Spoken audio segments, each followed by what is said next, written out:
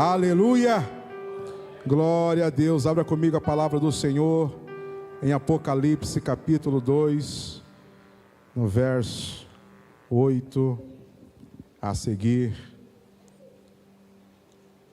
Glória a Deus pela sua vida, por você estar aqui nesta noite. Aleluia, glória a Deus por essa equipe, por esse time de louvor abençoado. Vocês estão demais hoje, hein, Clodô? Aleluia. Quem encontrou, diga glória a Deus. Quem encontrou, diga glória a Deus. Quem está feliz, diga glória a Deus. Quem está feliz, diga glória ao Pai, glória ao Filho, glória ao Espírito Santo. Mais uma vez, glória ao Pai, glória ao Filho, glória ao Espírito Santo. Aleluia. Diz assim a palavra do Senhor: ao anjo da igreja em Esmirna escreve: estas coisas diz o primeiro e o último, que esteve morto e tornou a viver. Glória a Deus. Conheço a tua tribulação, a tua pobreza, mas tu és rico, e a blasfêmia dos que a si mesmos se declaram judeus e não são, sendo antes sinagoga de Satanás. Não temas as coisas que tens de sofrer. Eis que o diabo está para lançar em prisão alguns dentre vós, para serdes postos à prova, e tereis tribulação de 10 dias. Sê fiel até a morte, e dar-te-ei a coroa da vida. Quem tem ouvidos, ouça o que o Espírito diz a igrejas. O vencedor de nenhum modo sofrerá dano da segunda morte. Vamos orar ao Senhor. Pai, nós queremos louvar o nome do Senhor. Obrigado, Pai, pelo privilégio que o Senhor nos concede neste dia, nesta noite, de estarmos reunidos neste lugar. Primeiramente para louvar o nome do Senhor, para te adorar em espírito e em verdade. Pai, nós cremos que nesta noite os céus recebeu a nossa adoração, o nosso louvor, porque nessa noite o Senhor achou na terra a Igreja Batista Nacional, Mensagem da Cruz em Pontes e Lacerda, verdadeiros adoradores que adoraram o Senhor em espírito e em verdade. Ah, Senhor, mas chegou o momento do Senhor falar conosco através da tua bendita, poderosa e inerrante palavra do Senhor. Fala conosco, Pai. Fala com a tua igreja, fala com a tua noiva através da tua palavra. Senhor, importa que o Senhor cresça e que eu diminua, para a glória do teu nome, em nome de Jesus. Amém. Poder sentar, irmãos.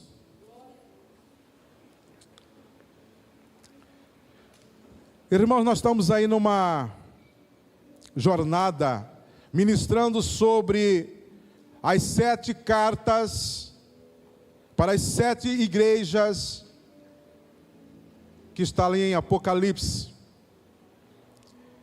E hoje nós vamos falar sobre esta carta à igreja em Esmirna. E interessante, irmãos, que quando Jesus envia estas cartas através do apóstolo João, sempre vai haver elogios, advertências, conselhos e promessas para as 7 igrejas. Na ministração passada, quando falamos sobre a carta à igreja em Éfeso, Jesus elogiou os trabalhos, a perseverança, a oposição contra os falsos mestres, e por suportarem provas por causa do nome do Senhor. Entendam isso, irmãos, por suportarem provas, por causa do nome do Senhor. Porém, Jesus advertiu a igreja em Éfeso, porque a igreja perdeu o primeiro amor. Mas Jesus não abriu mão da igreja em Éfeso. Jesus aconselhou a igreja dizendo: lembra-te onde caiu e volte às práticas das primeiras obras. Um conselho. E disse uma promessa para a igreja em Éfeso, que daria de comer da árvore da vida. Então, sempre quando Jesus enviou a carta às 7 igrejas, ele fazia um elogio, fazia uma advertência, dava um conselho e fazia uma promessa. E nesta carta à igreja em Esmirna, o dono da igreja, o noivo, o nosso Cristo, ele elogia a igreja de Esmirna, por ser uma igreja que mesmo na tribulação e pobreza, permaneceu fiel. Não havia nenhuma advertência, Jesus não pontuou nenhuma advertência para a igreja que estava em Esmirna. Interessante isso, irmão. Era praticamente uma igreja perfeita. Era uma igreja que passava por tribulações. Era uma igreja considerada pobre financeiramente. Mas era uma igreja que não tinha advertência da parte do Senhor. E Jesus deu um conselho para a igreja que estava em Esmirna: não temas, permaneça firme até a morte. E a promessa do Senhor para esta igreja, nesta cidade de Esmirna, era: vocês não passarão pela segunda morte, vocês terão a vida eterna.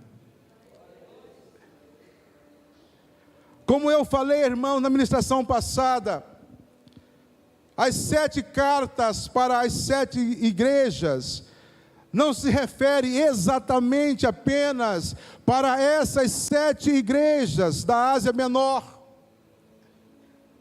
mas para a igreja num todo, pois o número 7 da Bíblia se refere a um número inteiro, a um número completo, a um número total.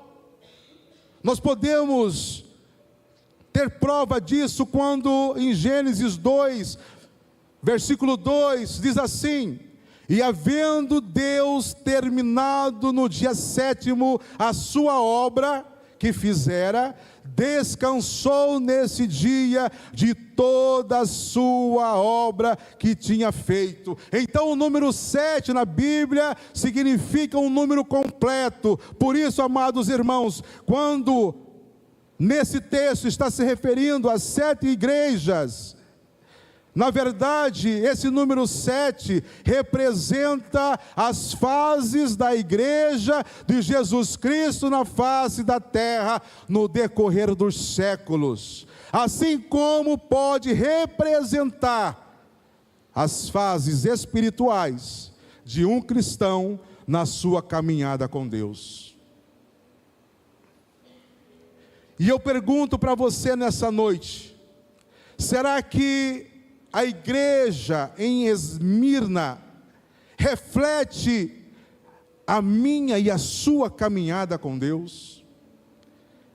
Passava por tribulações, era uma igreja considerada pobre financeiramente e materialmente, porém não tinha nenhuma crítica da parte do Senhor, era uma igreja fiel ao Senhor. Será que essa igreja de Esmirna, ela reflete a nossa vida com Deus? Será que essa igreja reflete a nossa caminhada com o Senhor? Será que nós temos sido fiéis ao Senhor, como esta igreja assim ou era?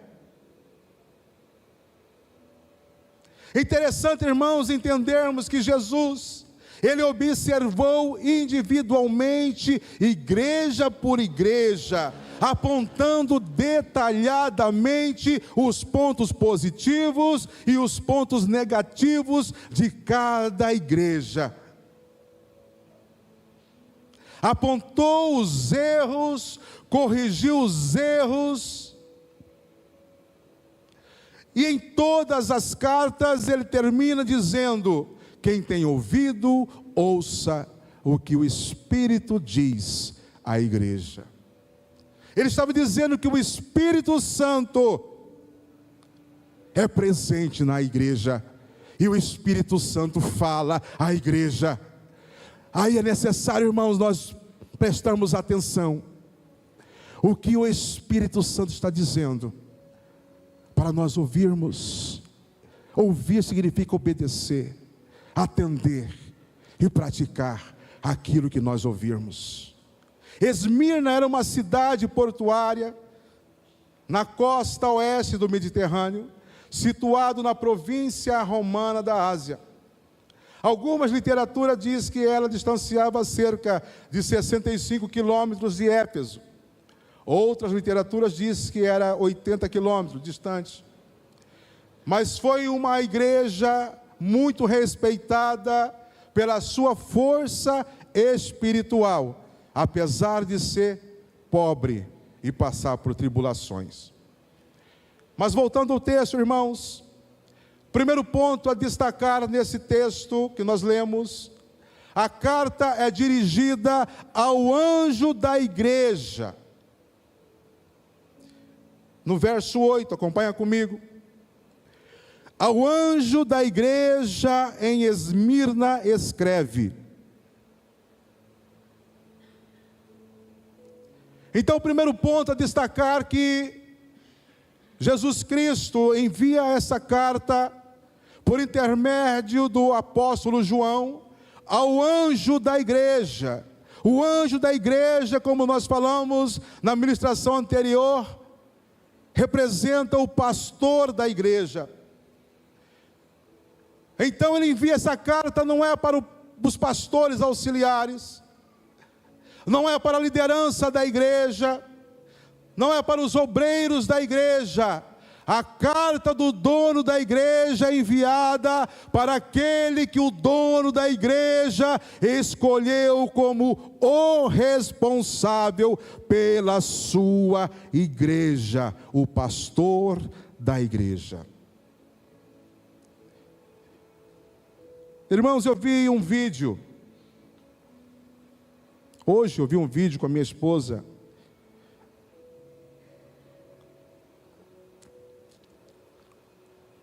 de um pastor da Assembleia de Deus, um recorte de um vídeo, onde o pastor diz que existe um movimento, onde sutilmente esse movimento está querendo remover da igreja o papel e a autoridade do pastor. Tem muitos lugares onde se diz que o pastor não é mais necessário. E nós entendemos, irmãos, que isto não vem de Deus, isto é uma obra do diabo, porque o Senhor, o próprio Deus, através do profeta Jeremias disse: dar-vos-ei pastores segundo o meu coração, que vos apacentem com conhecimento e com inteligência.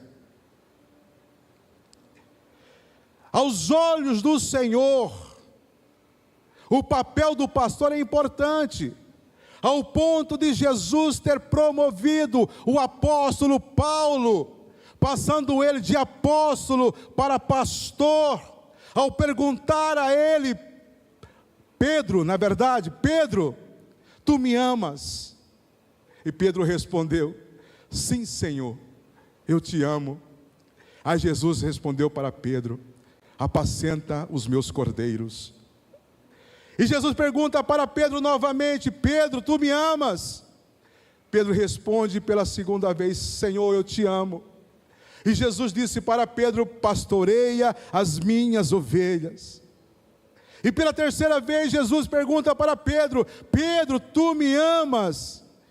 E Pedro responde: Senhor, tu sabes todas as coisas. E Jesus respondeu: apacenta as minhas ovelhas. Então, irmãos, ainda que para o mundo, para o sistema, o pastor não tem importância, mas para Deus, para o dono da igreja, o pastor tem importância, o pastor é relevante. Por isso que nesta carta, o dono da igreja envia uma carta direcionada ao anjo da igreja em Esmirna, que é o pastor da igreja. Queridos, é um fato.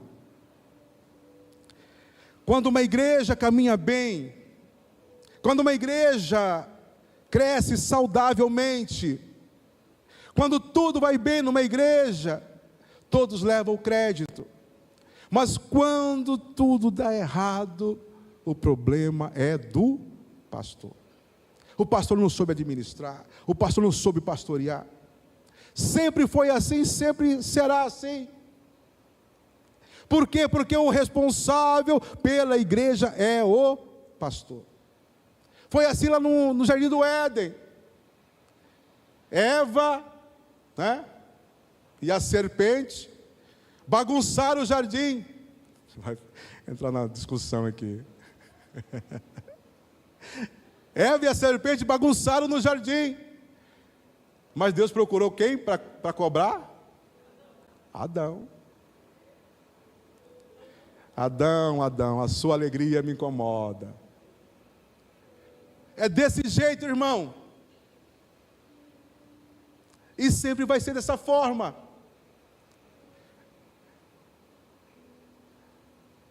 Mas nós precisamos assumir nossa responsabilidade como pastor. Eu sei da minha responsabilidade como pastor.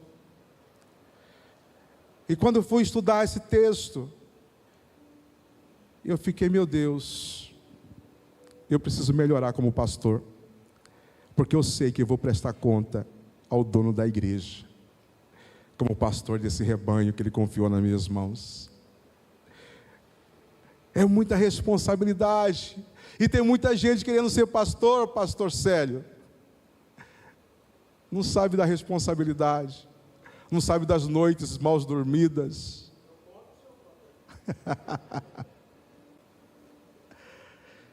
Nós sabemos que a cobrança sobre as nossas vidas é muito grande, porque nós sabemos que vamos prestar conta, como diz lá em Hebreus, que nós vamos prestar conta. Mas o segundo ponto a destacar aqui nesse texto é que o remetente dessa carta se identifica como sendo o primeiro e o último, que esteve morto e que tornou a viver. Nessa esfera, Jesus está dizendo que Ele conhece toda a história, do início ao fim. Quando Ele disse que Ele era o primeiro, Ele estava lá antes de todas as coisas. Ele conhece o início de tudo, Ele conhece o início da igreja, Ele conhece o início da minha vida, Ele conhece o início da sua vida, Ele conhece o início da igreja de Esmirna, Ele sabe qual será o fim da igreja de Esmirna, Ele sabe qual será o meu fim, e Ele sabe qual será o seu fim também, irmão. Jesus conhece a minha história e a sua história, conhece você quando você era apenas uma substância informe no ventre da sua mãe, diz Salmo 139, verso 16. Ele não só nos conhece, não só conhece a nossa história, como Ele sabe os detalhes que ninguém mais sabe. Ele conhece os meus pontos fortes e as minhas fraquezas. Ele conhece os seus pontos fortes e conhece as suas fraquezas. Ele conhece as suas virtudes e os seus defeitos. Por isso que Ele disse, olha, eu sou o primeiro, eu sou o último. Ele estava dizendo aqui nesse texto que tudo foi Ele que criou, e que Ele está no controle da minha vida e da sua vida. Tudo está no controle da mão do Senhor. A sua vida está no controle das mãos do Senhor. É isso que Ele está dizendo, irmãos. Eu sou o primeiro e sou o último. Eu controlo todas as coisas. Não, você não tem como fazer nada a não ser confiar em mim, porque eu estava no início de todas as coisas, e eu também sou o fim de todas as coisas. A Bíblia diz em João capítulo 1, verso 3, todas as coisas foram feitas por intermédio dele, e sem ele, nada do que foi feito se fez. Você crê que o Senhor está no controle da sua vida, meu irmão? Ele está no controle da sua vida. Ele está no controle de tudo. Aí ele diz assim também, que esteve morto e tornou a viver. Ele está se referindo aqui sobre o sacrifício na cruz, e a sua vitória sobre o último inimigo a ser vencido, que foi a morte. O apóstolo João, ao escrever a carta, assim como alguns cristãos da igreja em Esmirna, foram testemunhas vivas da morte e ressurreição de Jesus Cristo. Por isso que Jesus se identificou como sendo aquele que esteve morto e tornou a viver. Porque muitos que estavam ali na igreja em Esmirna presenciaram a crucificação de Cristo, mas também presenciaram a ressurreição de Cristo. E essa foi uma forma, uma maneira que Jesus viu de incentivá-los a perseverarem firmes na fé em Cristo Jesus. Jesus estava querendo dizer para aquele povo: olha, eu sou aquele que foi crucificado, que esteve morto, mas que reviveu, mas que ressuscitou. Então persevere. Não importa se você esteja passando por tribulações, não importa que você esteja passando por pobreza, persevere até o fim, até a morte, porque eu ressuscitei.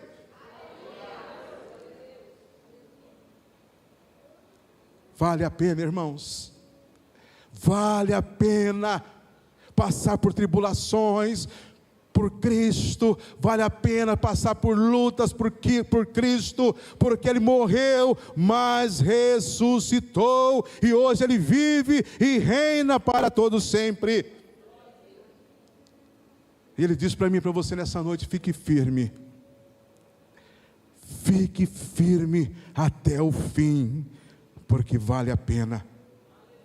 Terceiro ponto a destacar nesse texto é que o dono da igreja declara conhecer a tribulação e a pobreza da igreja em Esmirna. No verso 9 diz assim: conheço a tua tribulação e a tua pobreza, mas tu és rico. Essa palavra pobreza, segundo os historiadores, diz que é provável que os cristãos da igreja de Esmirna tiveram seus bens e suas propriedades confiscadas pelo fato deles se converterem a Cristo. E o termo original grego usado para pobreza aqui nesse texto significa não possuir nada. Eles eram pobres de verdade, irmãos, desprovidos de bens materiais, de recursos financeiros. O termo aqui usado significa não possuir nada. Com certeza, irmãos, a igreja em Esmirna não tinha um grande templo luxuoso, não tinha poltronas almofadadas, não tinha ar-condicionado, não tinha equipamentos de som. Mas é certo, irmãos, que era uma igreja que tinha a presença do Espírito Santo de Deus. Era uma igreja que, mesmo que não tinha equipamento de som, eu creio que eles adoravam o Senhor com as suas vozes. Eles adoravam o Senhor em espírito e em verdade, porque lá estava o Espírito Santo do Senhor.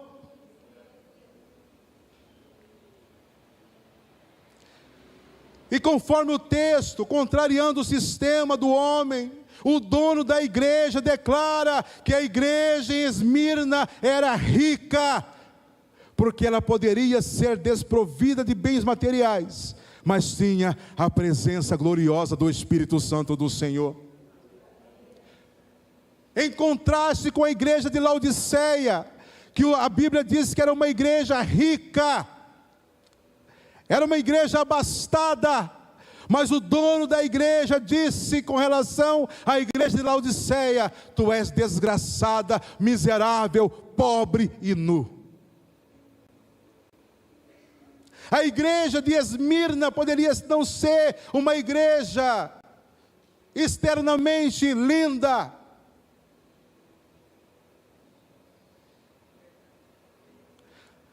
na primeira mensagem pregada há quase 7 anos atrás, na primeira mensagem pregada dessa igreja, nós pregamos lá no Nossa Terra, Nossa Gente, eu preguei uma mensagem de Atos dos Apóstolos, e disse que uma igreja só é igreja se ela tiver a presença do Espírito Santo. E eu continuo insistindo nessa mesma tecla: uma igreja só é igreja se ela tiver a presença do Espírito Santo do Senhor.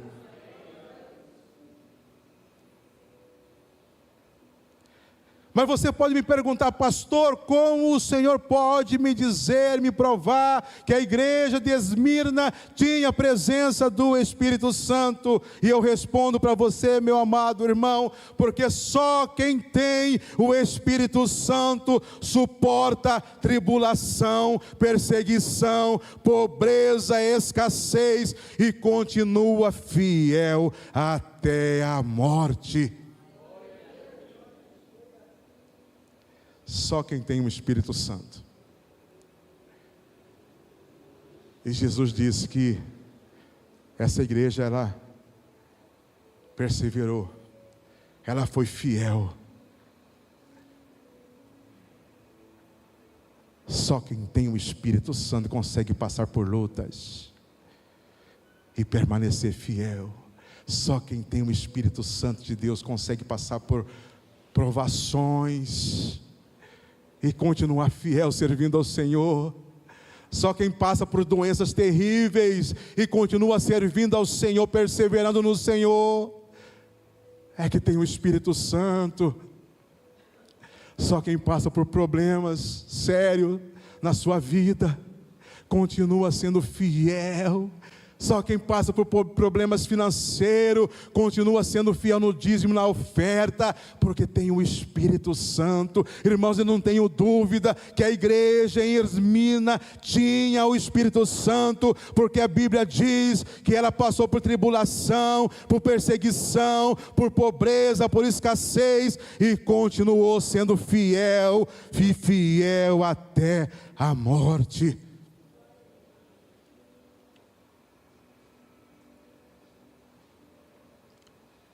Irmãos, eu vi um vídeo há umas 2 semanas atrás. Eu até postei no grupo de WhatsApp da igreja,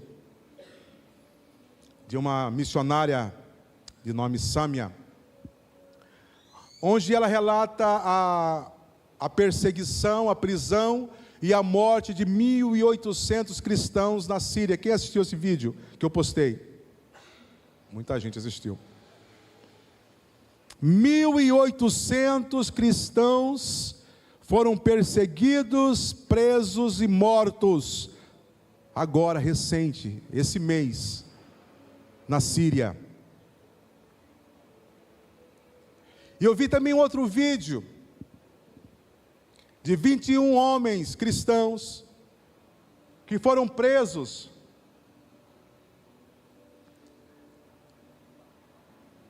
e ali prepararam eles para serem decapitados. Acredito que foi na África.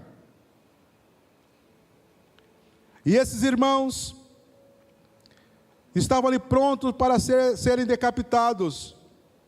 E sabe o que eles faziam? Eles louvavam ao Senhor.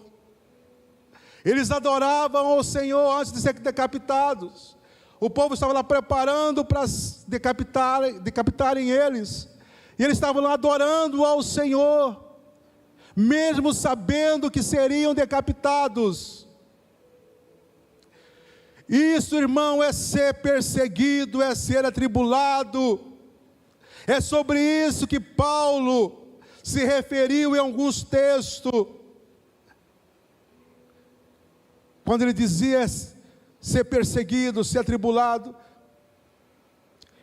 A causa é Cristo. Esses irmãos foram presos, foram perseguidos, foram presos, foram mortos, porque não quiseram negar a Cristo. E algumas pessoas, quando passam por algumas lutas, têm o costume de dizer que estão sendo atribulados, estão sendo perseguidos. Irmão, nós passamos por lutas, todos nós passamos por lutas. Quem não passa por lutas?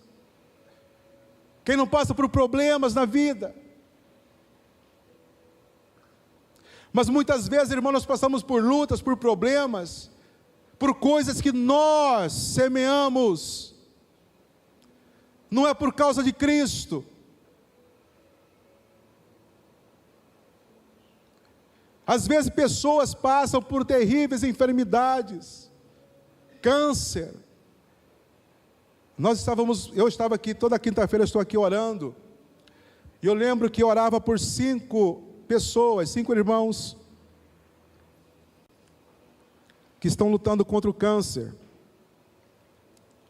Uma irmã, que eu conheci na juventude em Cuiabá, mais 4 irmãos aqui, 3 aqui de Lacerda e mais uma que mora em Tangará, morou aqui em Lacerda também. Um era o pai do nosso amado irmão Luciano, que faleceu, Deus o levou. A irmã de Cuiabá, quinta-feira agora recebi a notícia de uma irmã dela, que foi minha cunhada, que foi namorada do meu irmão. Perguntei como está a fulana, o tratamento, e ela disse, graças a Deus, ela terminou o tratamento e está curada, para a glória de Deus. E tem mais 3 irmãos que estão lutando contra o câncer, e eu tenho orado por eles, porque eu creio no milagre. Isso é passar por luta, por tribulação. Mas os probleminhas que nós enfrentamos, por aquilo que nós semeamos,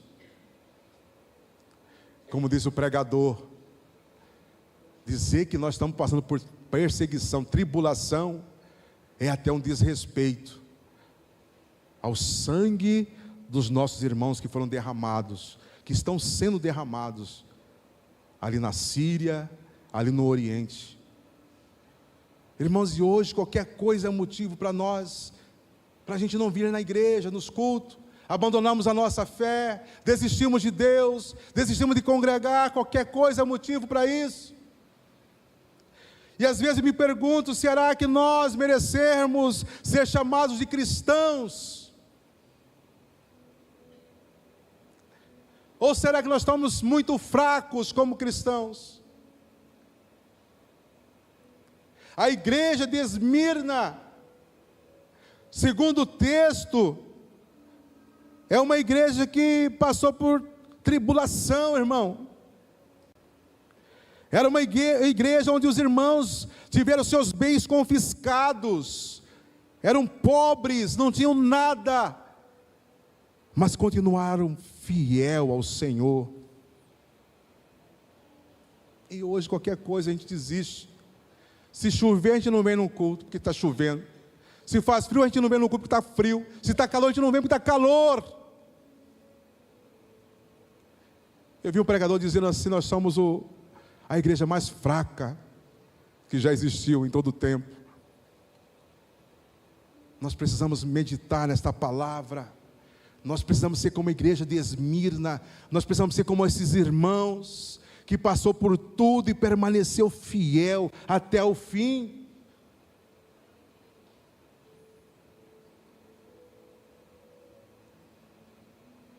Quarto ponto a destacar: o dono da igreja diz: não temas as coisas que tens de sofrer.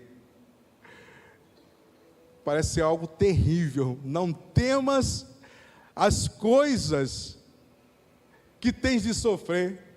Está dizendo que vai sofrer. Ó, vocês vão sofrer. Meu Deus. A igreja estava passando por terríveis provações. Aí vem a carta, né? Uma carta do Senhor, do dono da igreja, dizendo: ó, não temas pelas coisas que vocês vão sofrer. Mas analisando essa frase, irmãos, é uma frase poderosa. De repente você não conseguiu visualizar como eu visualizei. Essa frase: não temas.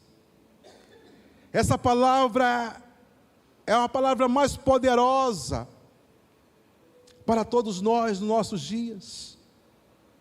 Porque ela significa, Jesus estava dizendo assim: olha, não temas, porque o diabo, nosso adversário, o vosso adversário, aquele que vos persegue, já foi vencido na cruz do Calvário há 2000 anos atrás. Ele já foi derrotado. É por isso que o Senhor está dizendo para mim e para você hoje: não temas. Não temas. Ele já é um derrotado. Ele já foi desmascarado. Ele já foi humilhado. Não temas.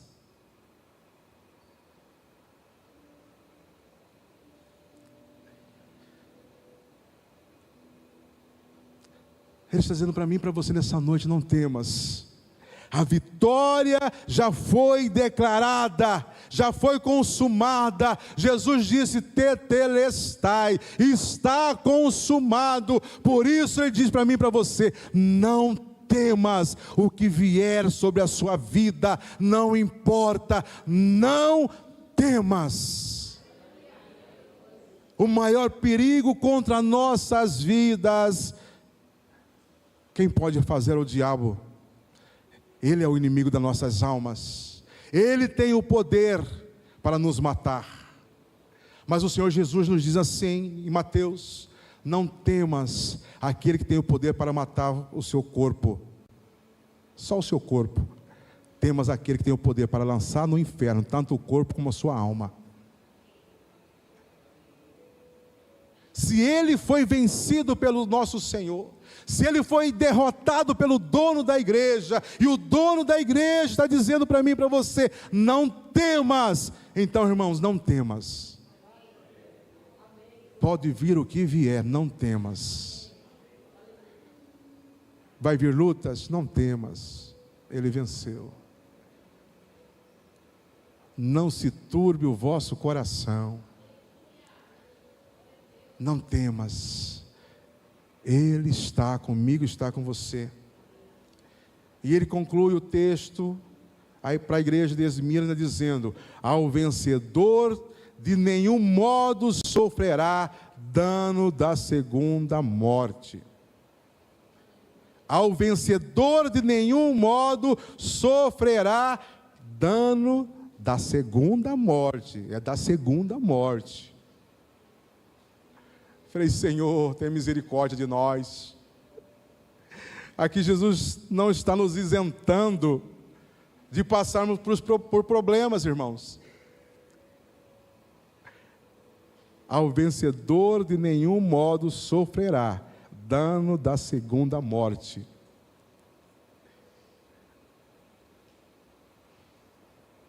Quem está entendendo aí que você pode passar por problema? Até mesmo pela morte aqui terrível, como os nossos irmãos ali na Síria passaram, na África. É isso que está dizendo aqui, ó.